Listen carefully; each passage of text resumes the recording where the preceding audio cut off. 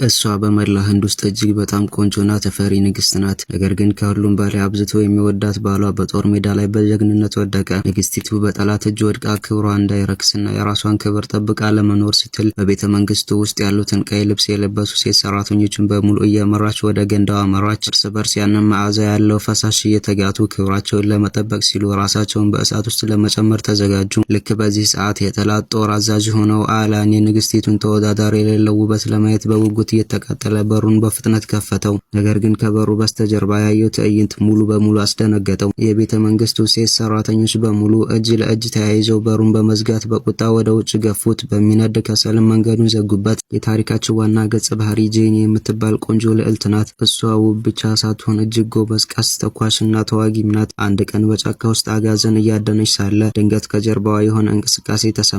በፍጥነት ዞራ ቀስቷ ወረወረች። ቁጥቋጦውን ገልጣ ስታይ ግን ደነገጠች። ምክንያቱም የመታችው እንስሳ ሳይሆን አንድ ሰውን ነበር። ነገር ግን ያ የተመታው እንደ እሷን ተወዳዳሪ የሌለው ውበት ሲመለከት ህመሙን ሁሉ በአንድ የረሳው። በቀጥታ ወደ እሷ ጠጋ ብሎ ያንን የተሰካበትን ቀስት ከሰውነቱ ላይ በጉልበት ነቀለው። ነገር ግን ብዙ ደም ስለፈሰሰው እዚያው ራሱን ስትወደቀ ጄኒም በፍጥነት ወደ ዋሻ ወስዳ ቁስሉን አከመችለት። እድል ሆኖ ከባድ ቦታ ስላልነበረ ወጣቱ ወዲያውኑ ነቃ። እሱም ስሙ ጃክ እንደሚባልና የጎረቤት ሀገር ንጉስ እንደሆነ ነገራት። እዚህ የመጣው ውድ እንቁዎችን ለመግዛት ነበር። ነገር ግን በህይወቱ ያየውን እጅግ አንጸባራቂ እንቁ እሷን አገኘ።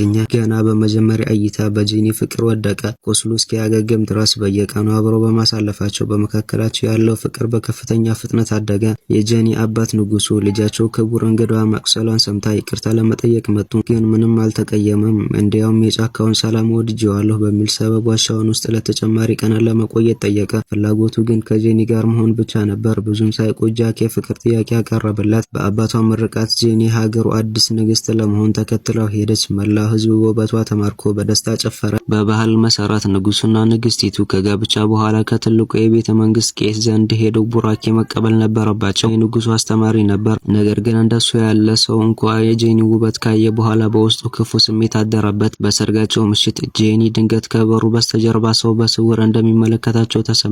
ምንም እንዳልተፈጠረ በመምሰል ጣፋጭ ቃላትን ያወራ ነበር። ነገር ግን ድንገት በእጁ የነበረውን ጩቤ በበሩ ስንጥቅ በኩል ወረወረው። በሩን ከፍተው ሲያዩ ማንም አልነበረም። ነገር ግን ጩቤው በደም ተበክሎ ነበር። ጄኒ አምልኮ ሽታ እንደሸተታት ተናገረች። በቤተ መንግስቱ ይህንን ዕጣን የሚጠቀመው አንድ ሰው ብቻ ነው። እሱም የቤተ መንግስቱ ቄስ። ቄሱ ተይዞ ሲመጣ ባያምንም ንጉሱ ልብሱን እንዲያወልቅ አዘዘው። በሰውነቱ ላይ አዲስ የጩቤ ቁስል በግልጽ ታየ። ማስረጃው ግልጽ ነበር። በሰርግ ምሽት ንጉሱና ንግስቲቱን በስውር መመልከት ትልቅ ወንጀልና ነውር ነበር። ንጉሱ በከፍተኛ ንዴት ቄሱን ሊገድለው ፈለገ።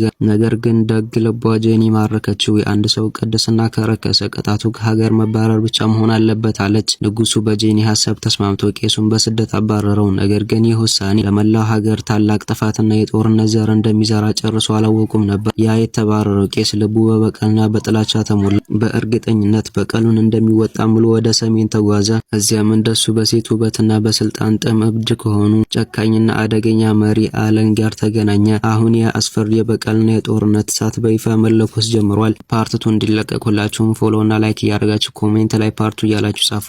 እንዲሁም አሪፍና ምርጥ ፊልሞች ማየት ከፈለጋችሁ የዩቲዩብ ሊንክ ባዮ ላይ ያለ ሁላችሁም እየገባችሁ ሰብስክራይብ አድርጉ።